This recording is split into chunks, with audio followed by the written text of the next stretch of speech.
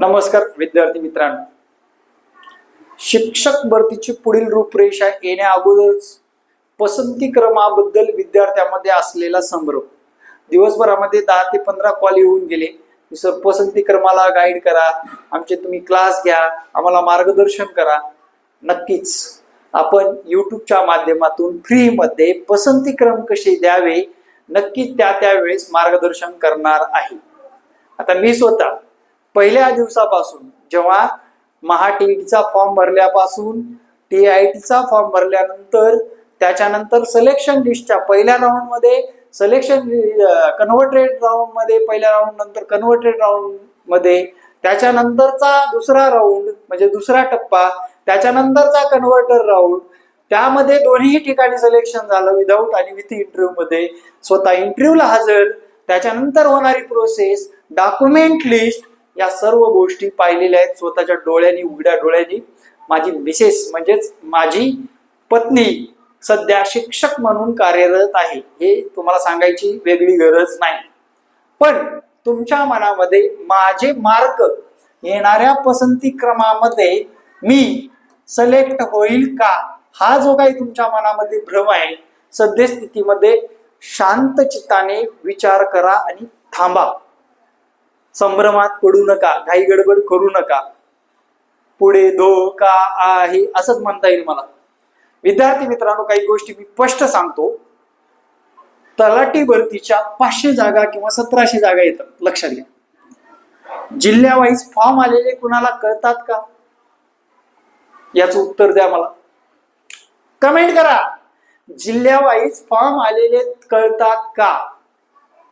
मग मला सांगा तुम्हाला गाईड करणाऱ्या व्यक्तीला कुठे जास्त लोक आलेत आणि कुठे कमी लोक आलेत हे कळेल का? कळेल का?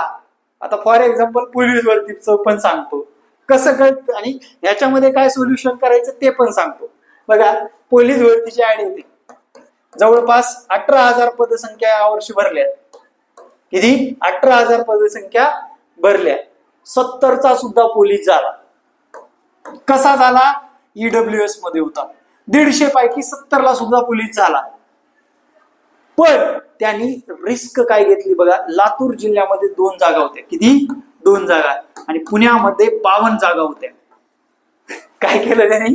लातूर जिल्ह्यामध्ये 2 जागा होत्या, 2 जागेवर त्यांनी फॉर्म भरला आणि 70 मार्कालाच पोलीस झाला. हे तकदीर का केलाय बाई? येणारा काळ सांगून देईल तुम्हाला. तुमचे प्रिफरन्स तुम्ही देणं काम आहे तुमचं. काही कळणार नाही कुठे गर्दी झाली, कुठे कमी लोक जास्त लोक तुम्हाला मला कुणालाही कळणार नाही. गाईड करणाऱ्या व्यक्तीला सुद्धा कळणं अशक्य आहे. त्यामुळे थोडं शांत चित्ताने राहा. आणि मी युट्यूबला वेळोवेळी अशी व्हिडिओ बनवत राहणार आहे. तुमच्याकडून कुठलाही 1 रुपया घ्यायची नाही, आपल्याला काही घेणं नाही. शिक्षक भरतीमध्ये जे यश मिळालेलं आहे तुम्हाला तेच सगळ्यात मोठी गोष्ट आहे. पण या गोष्टीचा विचार करावा. आणि विद्यार्थी मित्रांनो, 1700 जागामध्ये राहतात 36 जिल्ह्यामध्ये फॉर्म असतात. 5-7 लाख लोक फॉर्म भरतात. कुणालाच कळत नाही. कुठल्या तर जिल्ह्यामध्ये फॉर्म लय कमी आलेले असतात, कुठल्या तर जिल्ह्यामध्ये जास्त आलेले असतात.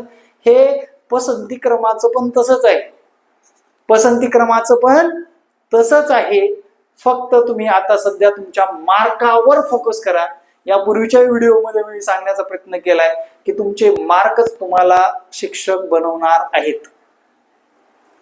पसंती क्रमाचा विचार केला, आपले लेवल कोणती आहे बघायचं. मनपाची लेवल आहे, नगर परिषदेची लेवल आहे का, ग्रामीण भागातली लेवल आहे की दुर्गम भागातली लेवल आहे. कशाची? TIT मार्कची. आता कितपत पटते मला सांगा. आता TIT मार्कची आपली लेवल कोणती आहे याच्यावर आपण विथ इंटरव्ह्यू मध्ये जाणार आहोत का विदाऊट इंटरव्ह्यू मध्ये जाणार आहोत.